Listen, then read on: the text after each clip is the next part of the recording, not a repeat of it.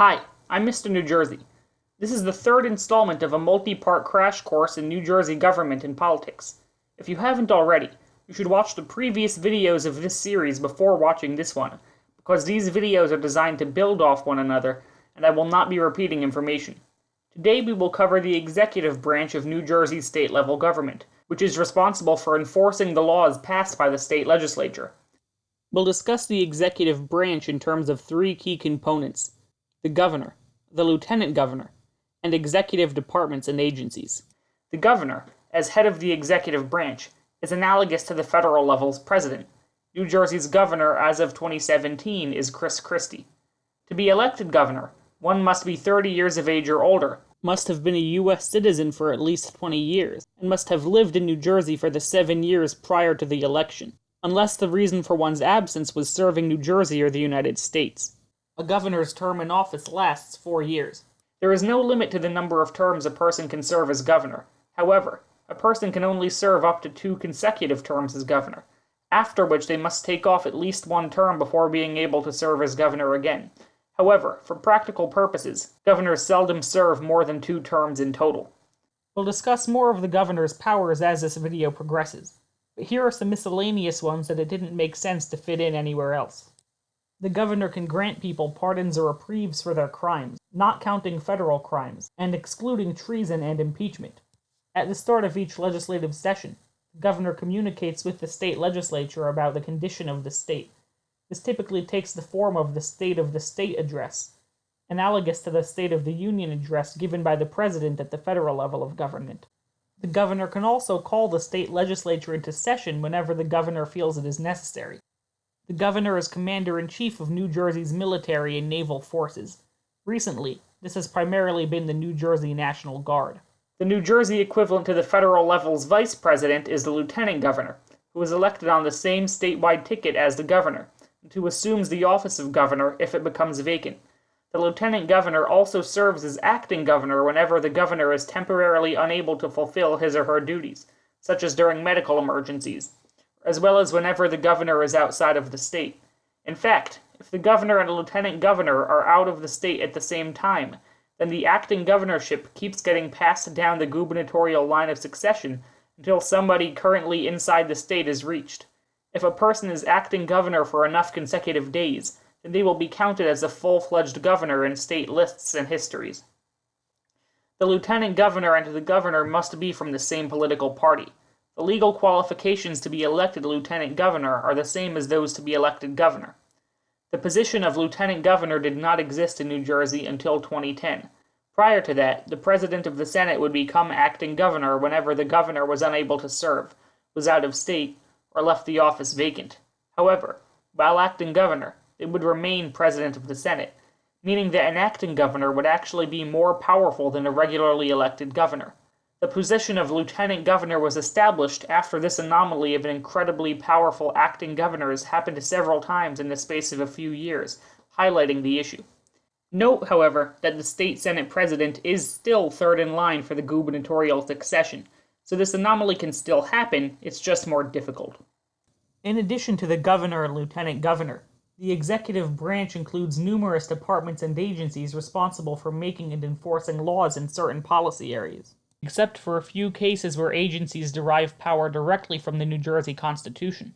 The agencies are created by, and derive their power from, laws passed by the state legislature. A law passed by the legislature is called a statute, and when an agency makes regulations based on a statute, it's called promulgating regulations under a law. For example, New Jersey Statute 1419-15.14 requires the Department of Health to make rules ensuring that kennels, pet shops, shelters, and pounds remain sanitary, and to prevent the spread of diseases like rabies within them. One of the regulations promulgated by the Department of Health under this law is that veterinarians have to personally examine pets before prescribing or administering medications to them. That example illustrates the regulation side of what state agencies do. As an example of the enforcement side, consider how the Department of Health conducts inspections of hospitals and nursing homes, and may fine or otherwise penalize nursing homes and hospitals that violate its regulations. Some of the governor's most important powers deal directly with state agencies. If the governor wishes to intervene in the promulgation or enforcement of laws, the governor can issue executive orders telling state agencies how to promulgate or enforce laws. Because resources are limited, the governor can tell state agencies which regulations to prioritize over others. The governor also appoints many of the leading officials in state agencies, usually subject to confirmation by the state senate. The most important of the officials appointed by the governor are collectively called the cabinet, and serve as the governor's principal set of advisors. I will have a link in the video description that lists current cabinet members. The office of lieutenant governor does not carry with it any inherent responsibilities, other than waiting around for the governor to leave office. For this reason, the state constitution requires that the governor appoint the lieutenant governor to head a state agency, or that the governor delegate some of the regular duties of the governor to the lieutenant governor, or both. An important caveat to this rule is that the governor cannot appoint the lieutenant governor to the position of attorney general, who is the head of the Office of Law and Public Safety. New Jersey's lieutenant governor as of 2017, Kim Guadagno, is also New Jersey's Secretary of State. In addition to appointing state-level officials, the governor also gets to appoint certain county-level officials, such as county prosecutors, subject to state senate confirmation. However, a tradition called senatorial courtesy allows state senators from the affected county to block the nominee's consideration by the state senate for pretty much any reason.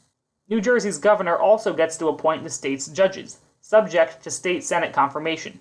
We will discuss this topic more in the next video, but I wanted to mention it here briefly in order to explain a common saying. Many other states give their citizens the ability to elect more state government officials than just their governor, lieutenant governor, and state legislators. For example, many states have elected judges or elected heads of certain individual executive agencies. Because New Jersey's governor has the power to appoint people to positions for which other states might elect the office holders, and certain additional powers such as the line-item veto described in the previous video of this series, New Jersey's governorship is said to be among the most powerful in the United States.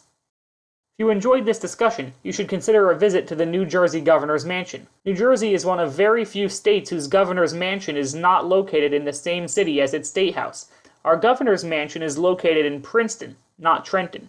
The two cities are relatively close to each other, but it's still a bit odd. Our governor's mansion is made even more odd by its quirky name, Drumthwacket. Drumthwacket became the governor's mansion in 1981, replacing Morven Manor, which had been the first New Jersey governor's mansion starting in 1945. To tour Drumthwacket, all visitors must register on the drumthwacket.org website prior to the date of the tour. Tours have a maximum capacity and can fill up, so you will probably want to register even sooner than that. Tours are available on most Wednesdays, except in August when there are none. Tours may also be unavailable on some holidays. On some days in the holiday season, tours may be replaced with open house days, which also require reservations. The Wednesday tour times available differ based on group size and type.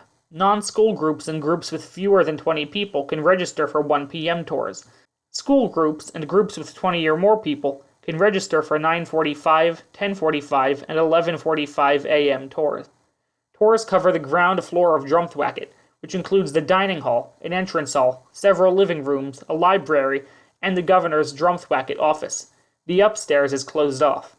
Your guide will discuss the history, art, and architecture of Drumthwacket, as well as its use by various governors. When I went with some of my relatives, we also got to go on an optional tour of the backyard gardens after the regular mansion tour, although I do not know whether this option is always or just sometimes available. Know that not every governor chooses to live in Drumthwacket.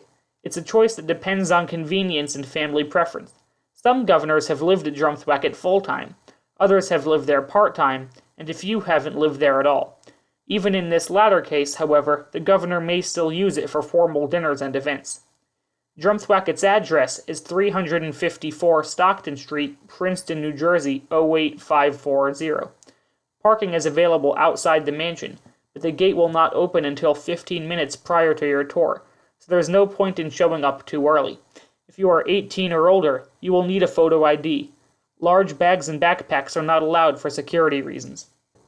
I hope you found this video enjoyable and informative. The next video in this series will cover the judicial branch of New Jersey's government, aka the court system. So if you want to be notified when that video is released, you should consider subscribing to the channel. Have a nice day, and I'll see you next time.